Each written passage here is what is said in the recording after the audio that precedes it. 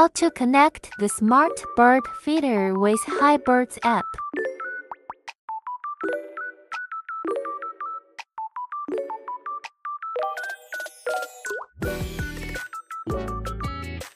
Press and hold the power button on the device for 3 seconds until the indicator light starts blinking. Indicator light status display. Slow flashing red light. Please connect to the network. Alternating red and blue lights. Scanning is successful and it is being distributed in the network. Blue light always on. Wi-Fi is connected. Connect by scanning the QR code. Open the HiBird's app. Click the add sign to add a device.